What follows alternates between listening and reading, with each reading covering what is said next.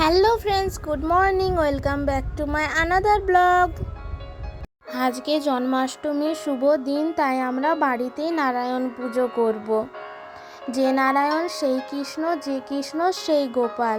তাই আমাদের বাড়িতে একটা ছোট্ট শালগ্রাম শিলা আছে, সেটাই ভালো করে পুজো করা হবে আজকে। তুলসী পাতা তুলে নিচ্ছি, কারণ নারায়ণ পুজোতে তুলসী পাতা খুবই জরুরি।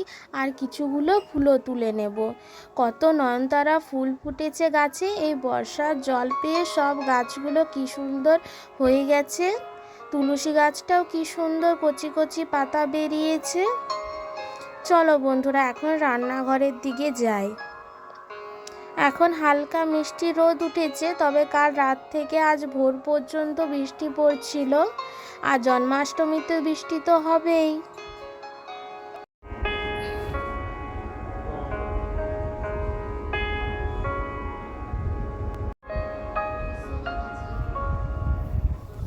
তালের পাল্পটা আমি কালকেই বার করে রেখে নিয়েছি, কারণ তাল মারতে তো অনেকটাই টাইম লেগে যায়, আর সকালে অতটা সময় হয়ে উঠবে না। মা সাবুদানাটাও সকালে ভিজিয়ে দিয়েছিল, এখন ভিজে এসেছে। আগে দুধটা গরম হতে বসিয়ে দিই, তারপরে প্রসাদ রান্না স্টার্ট করব। প্রসাদে তালের লুচি ও তালের বড়া বানাবো, কারণ কৃষ্ণ ঠাকুর নাকি তালের নানা রকম উপকরণ খেতে খুবই ভালোবাসতেন। আর ভাবছি একটু সুজির হালুয়া বানাবো আর সেমাইয়ের পায়েস বানাবো। আজকে পূর্ণিমার দিন তো, তাই চালের পায়েস বানাবো না।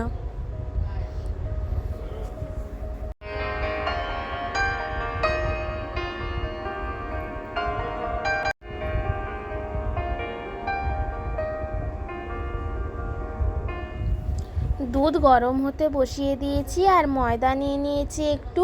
লুচির আটাটা মেখে নেব। ময়দার মধ্যে তালের পাল্পটা একটু দিয়ে দিচ্ছি।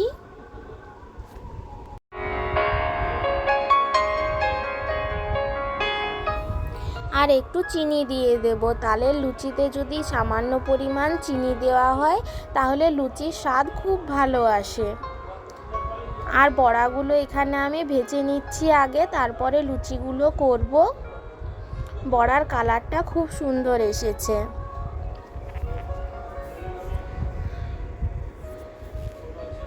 লুচির আটাটাও মেখে আমি এক সাইডে রেখে দিয়েছি।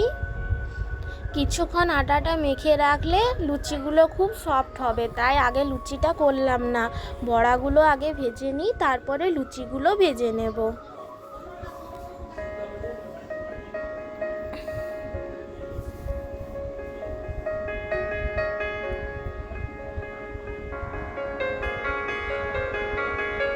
এখানে বৃষ্টিও আরম্ভ হয়ে গেছে।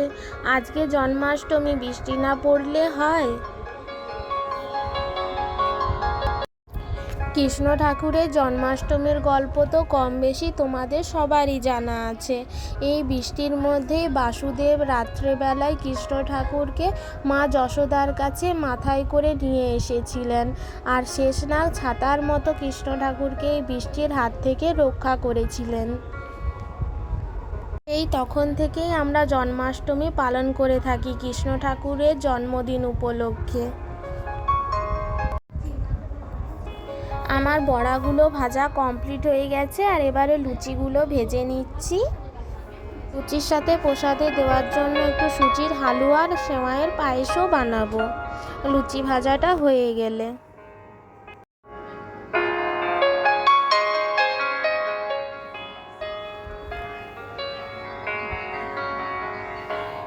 লুচিগুলো কি সুন্দর ফোলা ফোলা হচ্ছে।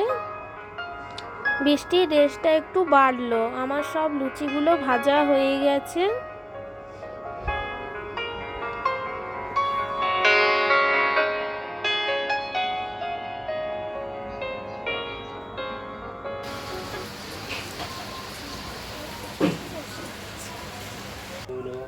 আমাদের বাড়ির পুজো শুরু হয়ে গেছে, বাবা বসে গেছে পুজোতে। ओम पापहं पापकर्महं पापत्तपापसंभवा सहीमं पुण्यरिकपापकरोहरि भगवान विष्णु नारायण नमः। ओम कर्तव्यसेन मनसादिनं देवता पूजा पूर्वक श्री विष्णु पूजा कर्मणि ओम पुण्यां भवन्तु भवन्तु ओम पुण्यां भवन्तु भवन्तु ओम पुण्यां ओम पुण्यां ओम पुण्यां ओम कर्तव्यसेन श्री मनसादिनं देवता पूजा पूर्वक श्री कृष्ण पूजा कर्मणि ओम श्रीद्धिं भवन्तु भवन्तु ओम रिद्धिं भवन्तु भवन्तु ओम रिद्धताम् ओम रिद्धताम् ओम भूलस्य भूलस्य भूलस्य विश्वदाय विश्वस्य भुवनस्य दत्तमिति ओम धन्यमसि धीरे देवान धीरे कुल धीरे गुणम आज इग्र का संवज्जता विश्वसंदिंदम पुनरुज्जने कुशल स्वस्य पुनोदरा वसुदि पुनर्वंशदात्री ओम पुष्प विशेष पुष्प शिष्यते यस्य पुष्पावरते पासे रूपमस्य निवृत्तम विषम निशाना उष्मशान सर्वलोकमोशान गंगमसाय नमः ओम कार्बं स्रोदनगजन्द्रवदनं लंबोदरं सुंदरं असंतं मदगन्धतो ब्रह्मतो विलङ्गण्डस्थलं दन्ताघात विदायी तायुधिरी सुन्दर सुभाकरं वन्दे श्रीदस्ताशुभं कामदं ओम वक्रतुण्ड महाकाय सूर्यकोटि समप्रभ निर्विघ्नं कुरु मे देव सर्वकार्येषु सर्वदा एकदन्त महाकायं लम्बोदरगजाननं विघ्ननाशकरं दिव्यं प्रणमामः एतवन्तस्मेवं मनसाय नमः एतवन्तस्मेवं मनसाय नमः इदं पाद्यं नमः दुःखं नमः धूपं नमः दीपं नमः नागसनैवेद्यम् ॐ सर्वसिद्धिदाता गङ्गनसाय नमः ईदवसाय नमः ॐ गङ्गनसाय नमः ईदवाचमनीयम् ॐ गङ्गनसाय नमः ईदं पाद्यम् ॐ गङ्गनसाय नमः सद्गुरुपदीपनैवेद्यम् ॐ गङ्गनसाय नमः ईदफलं मिष्टान्ननैवेद्यम् ॐ सर्वसिद्धिदाता गङ्गनसाय नमः भगवान विष्णु नारायण ओम भगवान विष्णु नारायण সব মিলিয়ে আমাদের জন্মাষ্টমী পুজো খুবই ভালো কাটলো। আমার ভিডিওগুলো তোমাদের ভালো লাগলে লাইক করো, কমেন্ট করো, আর যারা আমার চ্যানেলে নতুন তারা সাবস্ক্রাইব করে পাশে থাকো।